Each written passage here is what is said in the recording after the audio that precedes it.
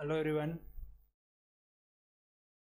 Today આપણે start કરીશું unit number 3 માં chapter number 4 marginal costing advance account. બરાબર છે. માર્જિનલ કોસ્ટિંગ એટલે ડિસિઝન મેકિંગ માટેનું ખાસ આ એક લેસન છે. માર્જિનલ કોસ્ટિંગ એ કોઈ નવી કોસ્ટિંગની સિસ્ટમ નથી, પણ માર્જિનલ કોસ્ટિંગ એટલે એક એનાલિસિસ આપણે જે કહી શકીએ કોસ્ટ માટેનું. કોઈ પ્રોડક્ટ જે છે એ પ્રોડક્ટનો ઓર્ડર એક્સેપ્ટ કરવો કે ન કરવો, અથવા તો મિનિમમ કેટલા યુનિટ માટે એક્સેપ્ટ કરવો, એના માટેનું એક એનાલિસિસ જે છે એ કેલ્ક્યુલેશન છે. ઓકે, માર્જિનલ કોસ્ટિંગ દ્વારા આપણે કંપની છે કે કોઈ મેન્યુફેક્ચરિંગ યુનિટ છે એના પ્રોફિટ માટે આટલું પ્રોડક્શન કેપેસિટી છે અને આટલી કેપેસિટી પ્રમાણે પ્રોડક્શન થાય છે અને એની જે પ્રાઇસ, સેલિંગ પ્રાઇસ કોમ્પિટિશનના કારણે જો ફિક્સ રહેતી હોય તો અમુક પ્રોડક્શન કરવા સુધી કંપનીને પ્રોફિટ પણ નથી થતો કે લોસ પણ નથી થતો, પણ એ પ્રોડક્શન ઉપર જ્યારે જશે ત્યારે પ્રોફિટ થશે. તો આવી જે સ્થિતિ છે એને કહેવાય બ્રેક પોઈન્ટ, બીઈપી જેવી, નો પ્રોફિટ. તો કંપની જે છે એ કંપની મેન્યુફેક્ચરિંગ એક્ટિવિટી જે છે એ જો કન્ટિન્યુઅસ રહેતી હશે તો કોઈ ઇશ્યુ નથી, પણ જો ક્યારેક એવો સમય આવે કે મેન્યુફેક્ચરિંગ કરવું કે ના કરવું એવા કોઈ ક્વેશ્ચન એરેઝ થાય તો આપણી પાસે એક બ્રેક ઇવન પોઈન્ટ કોઈ હોવું જોઈએ કે જેથી આપણને ખ્યાલ આવે કે આટલું મિનિમમ પ્રોડક્શન કરવાથી પ્રોફિટ કે લોસ થવાનો તો એટલું પ્રોડક્શન. અચ્છા, પ્રોફિટ ના થાય તો કંઈ નહીં, પણ લોસ તો ના જ થવો જોઈએ. દરેક મેન્યુફેક્ચરિંગ યુનિટ કે કંપની માટે આ એક ફિક્સ વસ્તુ હોય છે. પ્રોફિટ ન થાય તો પ્રોફિટનું લોસ કરી શકે, પણ લોસ ન થવો જોઈએ. નુકસાન કરીને એ પ્રોડક્શન કન્ટિન્યુ રાખશે. બીજા ડિસિઝન મેકિંગના ક્વેશ્ચન એવા પણ છે કે જે કોઈ કંપની છે તો કંપની જે વસ્તુ જે મટીરિયલ બનાવે છે એ મટીરિયલની અંદર અમુક પ્રોડક્ટ જે છે એ બહારથી ખરીદીને લાવતી હોય, તો એ બહારથી ખરીદીને લાવવી કે પછી પોતાને ત્યાં જ મેન્યુફેક્ચરિંગ કરવી, તો એ પણ એક ક્વેશ્ચન હોય છે. એમને બહારથી ખરીદીને લાવવામાં એમને કોસ્ટલી પડતી હોય તો પછી પ્રોડક્ટની હાઈ થઈ જતી હોય. એ જ વસ્તુ જોઈએ બહારથી પરચેસ કરીને લાવે છે એના કરતાં પોતાને ત્યાં મેન્યુફેક્ચરિંગ કરે અને જો એની કોસ્ટ ડાઉન થઈ શકતી હોય તો પોતાને ત્યાં પરચેસ બનાવવી કે પછી બહારથી લાવવી, એ ટાઈપના પણ ક્વેશ્ચન ઘણા હોય છે. બરાબર. માર્કેટની અંદર કોમ્પિટિશનના કારણે અમુક પ્રોડક્ટ્સ એવી હોય છે કે જેની સેલિંગ પ્રાઇસ ફિક્સ્ડ થઈ ગઈ છે. ફિક્સ થઈ ગઈ છે મતલબ કે એનાથી વધુ સેલિંગ પ્રાઇસ આપણે રાખી શકતા નથી. એ કોમ્પિટિશનના કારણે આપણે જેવી સેમ પ્રોડક્ટ માર્કેટમાં વેચાય છે પણ એની પ્રાઇસ આપણા કરતાં જો ઓછી હશે તો આપણે માર્કેટમાં સેલ કરી શકીએ. તો એક એક્સટર્નલ ફેક્ટર છે કે જેથી આપણી સેલિંગ પ્રાઇસ ફિક્સ થઈ ગઈ છે. તો હવે આપણે પ્રોફિટ વધુ મેળવવો છે તો આપણે શું કરવું પડે? આપણે ગમે તેમ કરીને કોસ્ટ રિડ્યુસ કરવી.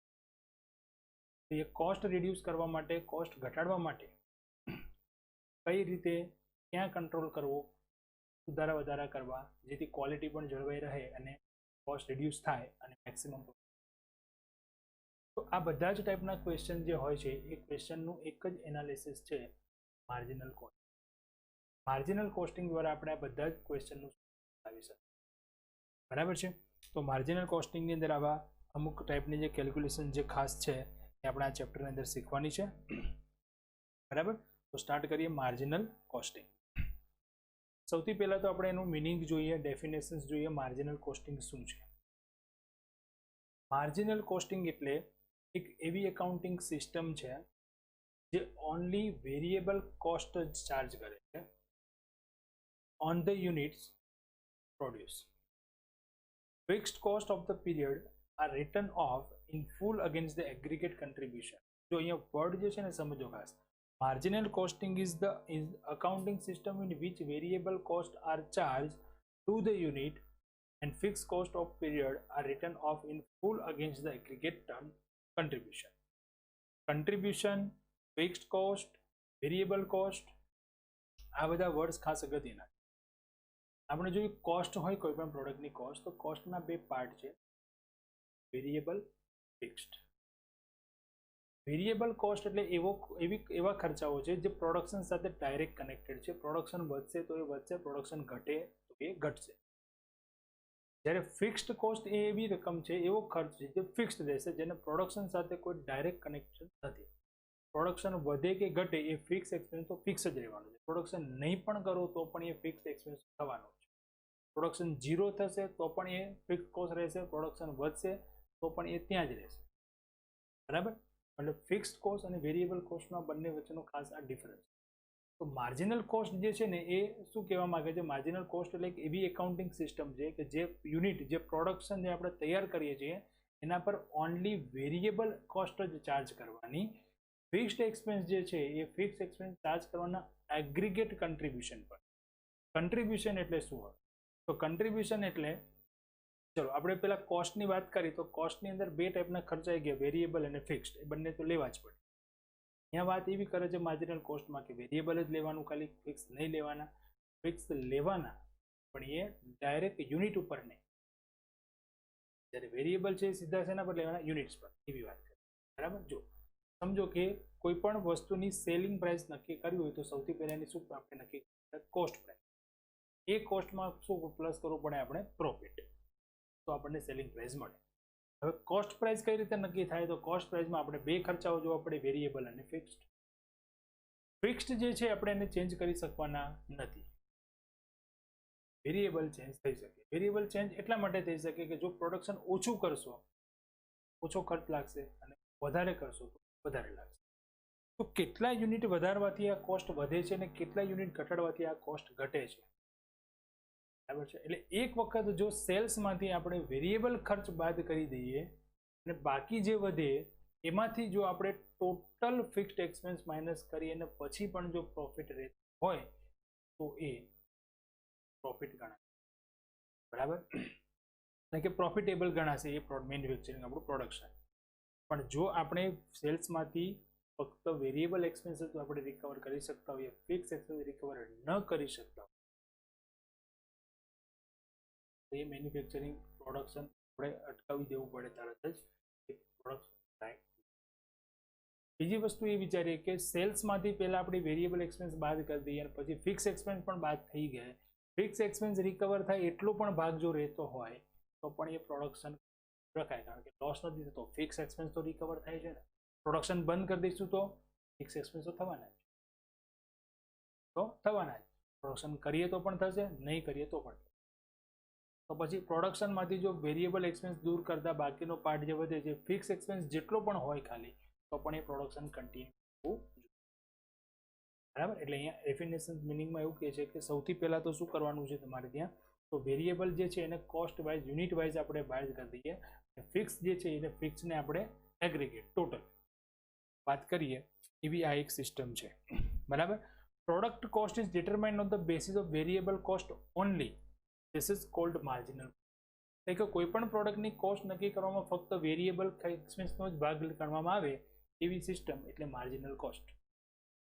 આપણે ફિક્સ એક્સપેન્સ અહીંયા સમાવેશ કરતા નથી, ઓનલી ફોર માર્જિનલ કોસ્ટ માટે. બાકી કોસ્ટની અંદર ફિક્સ એક્સપેન્સ આવે છે. પણ માર્જિનલ કોસ્ટ એવી સિસ્ટમ છે જ્યાં તમે કોઈ પ્રોડક્ટની કોસ્ટ નક્કી કરો તો ફક્ત વેરિયેબલ એક્સપેન્સ જ ધ્યાનમાં લેવાના, ફિક્સ એક્સપેન્સ નહીં. Product wise. કારણ કે પ્રોડક્ટ વાઇઝ તમે ફિક્સ એક્સપેન્સ નહીં ગણો તો ટોટલ ગણવા પડશે. એટલે ટોટલ જે બાદ કરી દઈશું તો આપણને પ્રોફિટ છે કે નહીં એ ખબર પડે. પણ પ્રોડક્ટ વાઇઝ તો ખાલી કયો ખર્ચ બાદ કરવાનો? વેરિયેબલ જ બાદ કરવાનો, એટલે marginal cost. System of determining cost of production by excluding fixed from the cost is known as margin.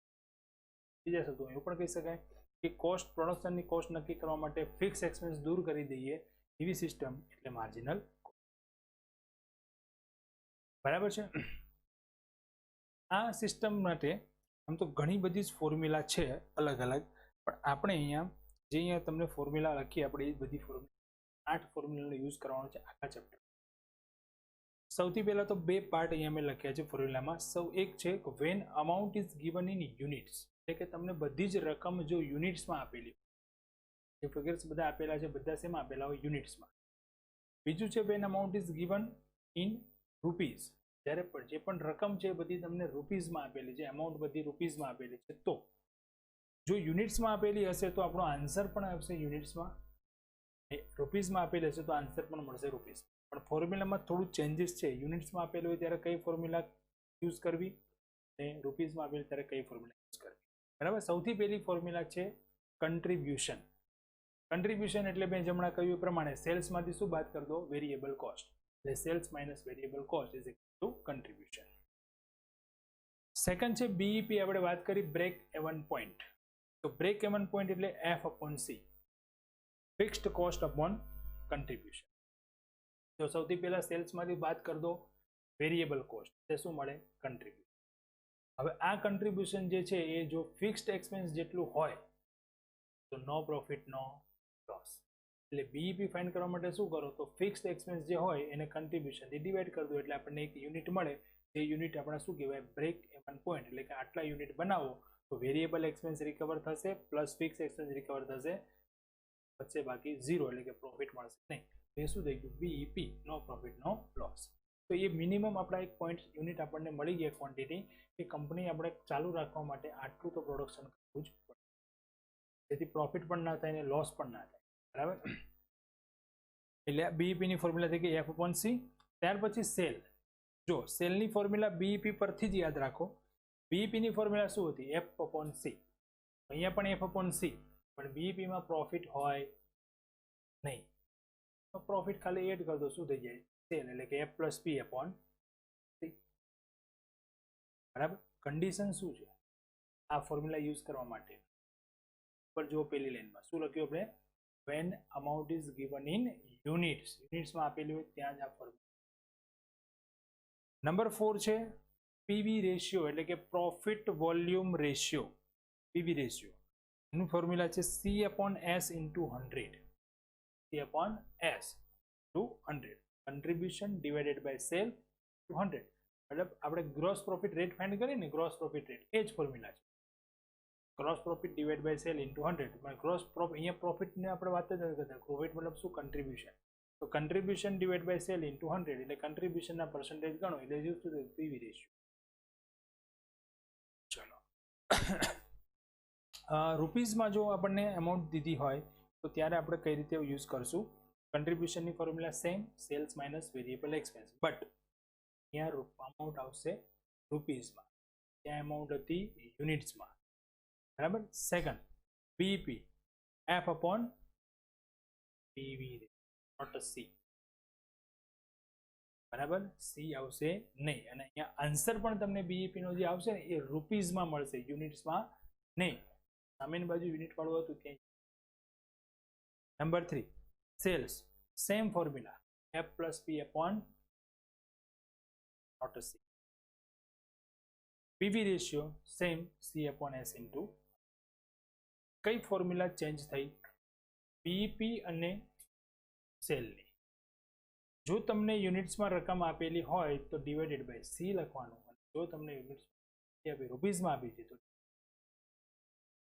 કોઈ પણ ક્વેશ્ચન સોલ્વ કરતા પહેલા મને ધ્યાન એ રાખવાનું છે કે આપણે રકમ કઈ રીતે આપેલી છે અને કઈ ફોર્મ્યુલા. બરાબર. એક બીજી ફોર્મ્યુલા છે કોમન છે, જે છે માર્જિન ઓફ સેફ્ટી. બરાબર. સલામતી. માર્જિન ઓફ સેફ્ટી એટલે actual sale minus BEP sale. Sale at BEP. खरेखर આપણે આટલું વેચાણ કર્યું છે અને બીઈપી આપણું આટલું વેચાણ આવે છે, આ બંને વચ્ચેનો difference A margin of safety. મતલબ એ વેચાણ થાય ત્યાં સુધી આપણે સેફ છીએ. તો એ માઇનસમાં ગયું એટલે કે આપણું એક્ચ્યુઅલ સેલ બીઈપી સેલ કરતા ઘટી ગયું, લોસ. એ સેફ્ટી નથી, મતલબ માર્જિન ઓફ સેફ્ટી એ નથી. ઓકે.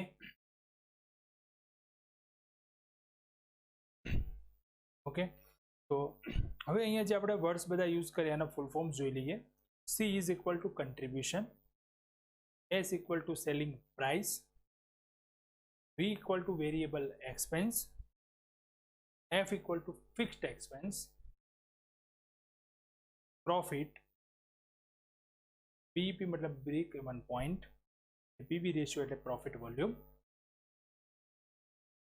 આખા જ ચેપ્ટરમાં કોઈ પણ ક્વેશ્ચન સોલ્વ કરવા માટે આ જ ફોર્મ્યુલા યુઝ કરવાની છે, બીજી કોઈ જ નવી ફોર્મ્યુલા નહીં.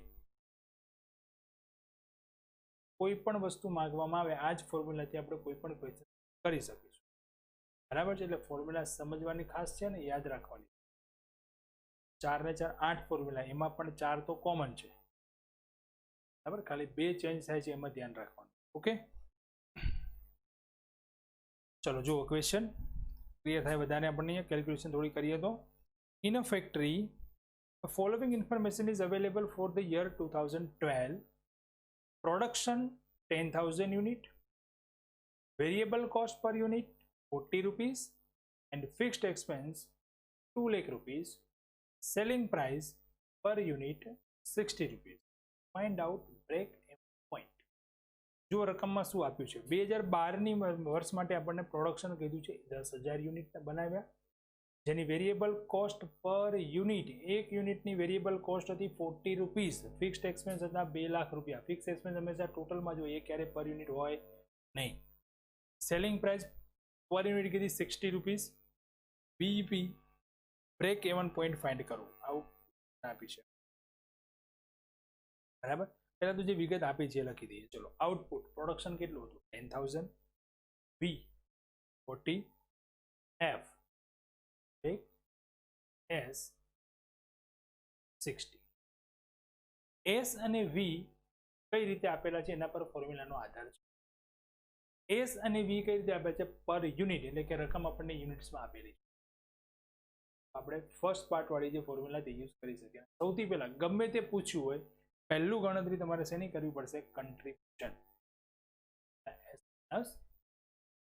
S 60, V 40, 20 rupees per unit. Contribution મળશે 20 rupees પર. હવે બીઈપી ની ફોર્મ્યુલા લખી દો. BEP is equal to F upon C. F હતા 2 લાખ, C મળી ગયા 20 રૂપીસ. આન્સર મળશે 10,000 યુનિટ. ખાલી 10,000 લખીને આવજો એક્ઝામમાં 0. આન્સર શેમાં આવે છે એ પણ લખવાનો. બીઈપી એટલે કેટલા યુનિટ્સ બનાવો કે કેટલા રૂપિયાનું વેચાણ કરો. 10,000 યુનિટ બનાવો તે બીઈપી છે, મતલબ 10,000 બનાવશો તો નો પ્રોફિટ નો લોસ. આપણે બનાવીએ કેટલા? 10,000.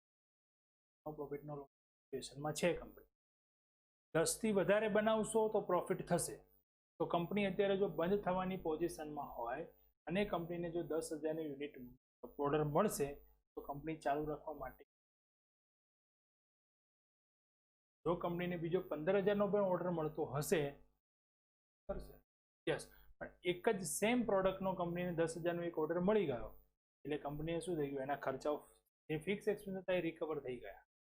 હવે કંપનીને 200 યુનિટનો પણ ઓર્ડર મળે તો કંપની એક્સેપ્ટ કરશે, કેમ કે 200માંથી એને પ્રોફિટ. જ્યાં સુધી ફિક્સ એક્સપેન્સ હતા એ તો એમને 10,000 યુનિટમાંથી રિકવર થઈ ગયા. હવે 200 યુનિટનો ઓર્ડર મળશે તો 200 યુનિટમાંથી એમને ફક્ત 40 રૂપિયા એક યુનિટનો જ ખર્ચ કરવાનો, બાકીના તો એને પછી fix expense recover. Fix expense recover આગળના જે 10,000. ક્લિયર છે? તો કંપનીનો ફર્સ્ટ ઓર્ડર જે હોય ને, ફર્સ્ટ ઓર્ડર કંપની બીઈપી પ્રમાણે લેશે. હજુ તો કંપની પાસે આખું વર્ષ પડ્યું છે, આખા વર્ષના 2 લાખ રૂપિયા જે ખર્ચ છે ફિક્સ એક્સપેન્સ આખા વર્ષના છે. આખા વર્ષમાં એને 2 લાખ રૂપિયાનો ફિક્સ એક્સપેન્સ તો થવાનો જ છે. અને જો એક યુનિટ બનાવશે તો એક યુનિટના 40 રૂપિયા, એટલે કે વેરિયેબલ ખર્ચ થવાનો. એ યુનિટ વાઇઝ છે. ત્યારે ફિક્સ કેવો છે? ટોટલ છે. કંપની ચાલુ રહેશે, એક પણ યુનિટ નહીં બનાવે, 2 લાખ રૂપિયાનો ખર્ચ થવાનો. બરાબર છે? હવે કંપની અત્યારે આ ગણતરી પરથી શું નક્કી કર્યું કે ભાઈ મારે 2 લાખનો ખર્ચ તો થવાનો છે, અને જો હું એક્સેપ્ટ કરું ઓર્ડર તો એક યુનિટના મારે 40 રૂપિયાનો ખર્ચ થવાનો છે, અને જે રકમ છે, જે ઓર્ડર હું એક્સેપ્ટ કરીશ એની સેલિંગ પ્રાઇસ છે મારી 60 રૂપીસ. તો પર યુનિટ મને 20 રૂપિયા નફો મળે છે. હવે આ 20 રૂપિયા નફો જે મળે છે એ નફામાંથી હજુ મારે શું બાદ કરવાનું છે કે ફિક્સ એક્સપેન્સ. એ ફિક્સ એક્સપેન્સ કેટલા છે? તો કે 2 લાખ રૂપિયા. 2 લાખ રૂપિયા ટોટલ અને એક યુનિટમાંથી આપણને 20 રૂપિયા નફો મળે છે, તો 2 લાખ ભાગ્યા 20 એટલે કે 10,000 યુનિટ બનાવું તો મારા વેરિયેબલ એક્સપેન્સ રિકવર થાય અને ફિક્સ એક્સપેન્સ થઈ જાય, એટલે મારી કંપની સિચ્યુએશન નો પ્રોફિટ નો. બરાબર છે. હવે કંપનીને એના પછીનો જે ઓર્ડર છે એ આ જ પ્રમાણે 100, 200, 500, 600 જેટલા યુનિટ માટે મળશે એ દરેક યુનિટ્સમાંથી એને ડાયરેક્ટ પર યુનિટ 20 રૂપીસનો પ્રોફિટ મળશે. આજે 20 રૂપીસ કન્ટ્રીબ્યુશન. હવે ફિક્સ એક્સપેન્સ તો રિકવર થઈ ગયા. ક્લિયર? તો આ છે માર્જિનલ કોસ્ટ. ચલો સેકન્ડ ક્વેશ્ચન જોઈએ. ઓકે ઓકે ઓકે ઓકે બાકી રહી ગયું આ જ ક્વેશ્ચનમાં. યસ, હવે આપણે રૂપીસમાં ગણવું હોય તો બી ગણી શકીએ ને. યસ, 10,000 યુનિટ છે અને એક યુનિટની પ્રાઇસ કેટલી હતી? 60. તો 6 લાખ રૂપિયા કહી શકીએ ટોટલ રૂપીસમાં કરવું હોય તો. ક્વેશ્ચન તમને રૂપીસમાં કે યુનિટમાં પૂછે, કદાચ આવું પૂછે, આ જ ક્વેશ્ચન છે પણ તમને એવું પૂછે ફાઇન્ડ બીઈપી ઇન રૂપીસ. રૂપીસમાં મળી ગયું. ફોર્મ્યુલામાંથી રૂપીસમાં નહીં મળે. ફોર્મ્યુલામાં તમારે જો ડાયરેક્ટ રૂપીસ જોઈએ તો પછી F/C નહીં, F/ શું કરવું પડે? PV ratio. તો શું ગણવું પડે? PV ratio. ના ગણવું હોય તમને યુનિટ વાઇઝ રકમ આપી દઈશ. ક્વેશ્ચન નંબર 2 જોઈએ. Calculate the break even point. અહીંયા પણ એવું કહ્યું છે બીઈપી ફાઇન્ડ કરો from the following information. First છે ફિક્સ કોસ્ટ 80,000, સેકન્ડ છે variable cost per unit 4, sales છે ટોટલ 2 લાખ અને સેલ પ્રાઇસ છે પર યુનિટ 20.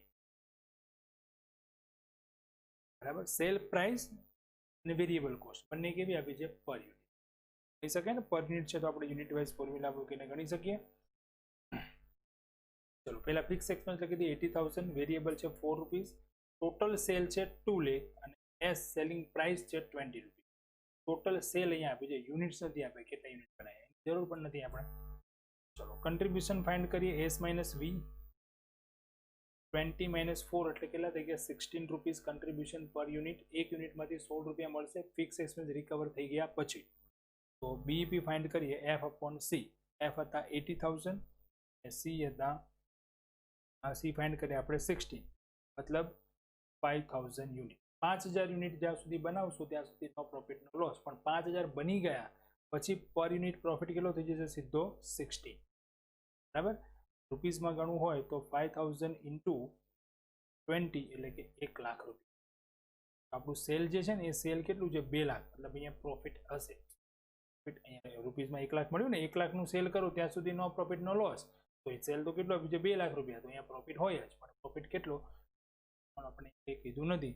બરાબર? આપણે ખાલી બીઈપી જ ફાઇન્ડ કરવાનું કીધું છે. જેમ આગળ આવશે ક્વેશ્ચન એ પ્રમાણે ગણીશું.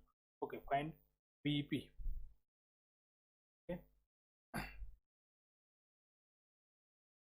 ચલો ક્વેશ્ચન નંબર 3 જોઈએ.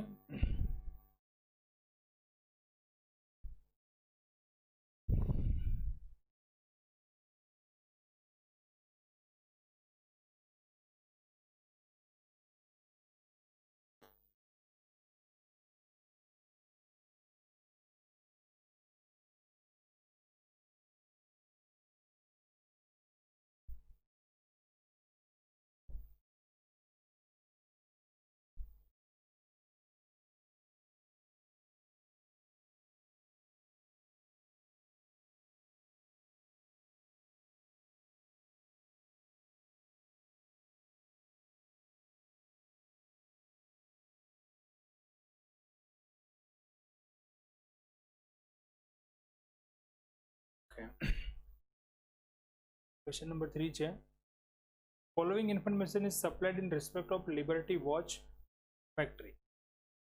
Production છે 90,000, variable expense છે per unit 10, selling expense છે selling price છે 20 and fixed expense છે 6 lakh.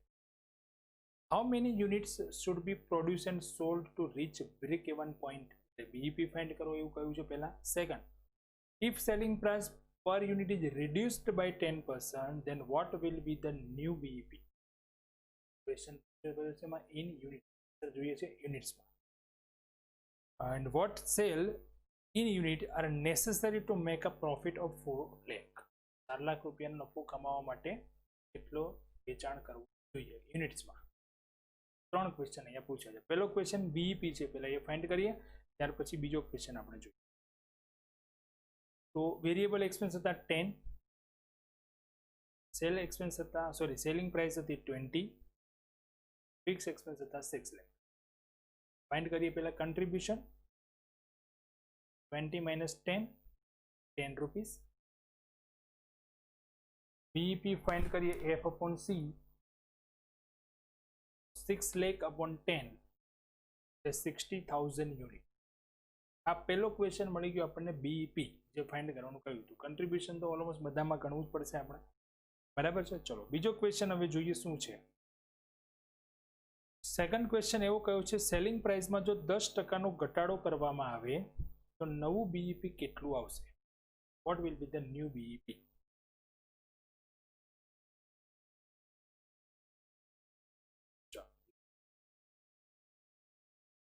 સેલિંગ પ્રાઇસ પર યુનિટ ઇઝ રિડ્યુસ બાય 10%.